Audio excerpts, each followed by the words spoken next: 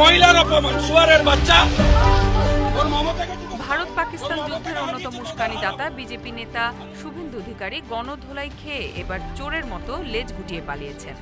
260 জন মুসলমানের লাশ ফেলার কথা বলে সস্তা জনপ্রিয়তা আদায় করতে চাওয়া এই বিজেপি নেতার বিরুদ্ধে এবার খেপেছেন তার নিজ দলীয় নেতাকর্মী সহ সাধারণ মানুষ।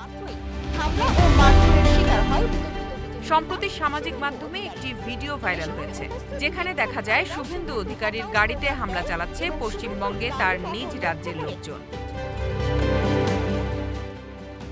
এক কাশ্মীর হামলাকে কেন্দ্র করে ভারতের কসাইখ্যাত প্রধানমন্ত্রী নরেন্দ্র মোদী যখন কথিত প্রতিশোধের নামে পাকিস্তানের সাধারণ মুসলমানদের ওপর মিসাইল হামলা চালালেন, ঠিক তখনই বিজেপির এই নেতা প্রকাশ্যে মুসলিম নিধনের কথা বললেন মিডিয়ার সামনে।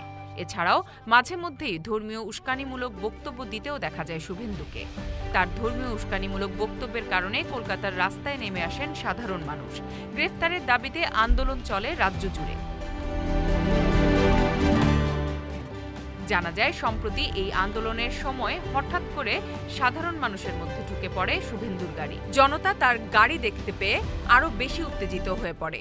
এক পর্যায়ে তার গাড়িতে হামলা চালায়। শুভেন্দু গাড়ি থেকে বের হয়ে শান্ত করার চেষ্টা করলে জনতা তাকে রীতিমতো গণধোলাই দেয়।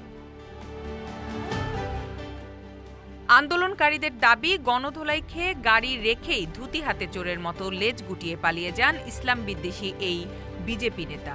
এ সময় আন্দোলনকারীরা শুভেন্দুকে ধাওয়া করে। তাদের মতে শুভেন্দুর কারণেই ভারতে হিন্দু মুসলিম বিদ্বেষের শুরু হয়েছে। Z news, Dhaka.